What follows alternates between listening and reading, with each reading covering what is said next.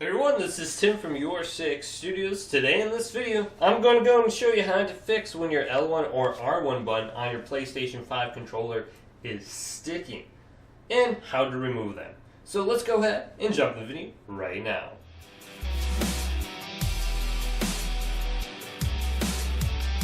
So I have this cool little tool that's just a little bit of plastic that's going to go ahead and pry off the R1 and the L1 buttons for me.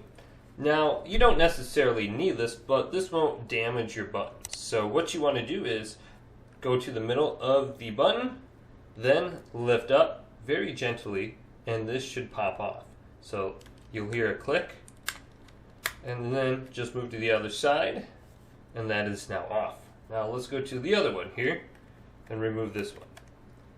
So you'll hear a click, and then you can move to the other side on the button, and it should pop off with little to no force. Now this is what the inside of the button looks like. Just like that. So nothing too special. Now what we could always try is getting some rubbing alcohol or maybe a little bit of dish soap and some water, and then we can take a Q-tip. Maybe you spilled some Mountain Dew and you got your Cheetos and Doritos all over here, and you can just clean off the inside just like this.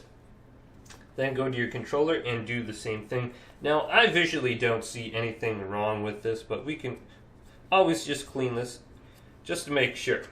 Now one situation you may be running is maybe you just recently took your controller apart, and let's say you didn't clamp on your top shell all the way.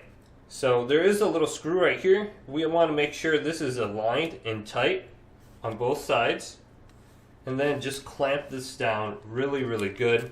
Make sure the USB port right here is aligned, so I can see my USB port, and if I go ahead and stick a USB device into here, it's not interfering at all. So that's a confirmation that you have the top shell on and the back shell on accordingly. So that's happened to me in the past where I go ahead and put my R1 or my L1 button in, and it fits in. However, when I go ahead and press it, it doesn't really pop back up at all. So let's put this back in, snap it down.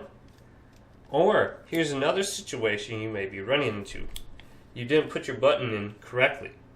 As you can see, I put the wrong button in the R2 side, and I put the L1 on.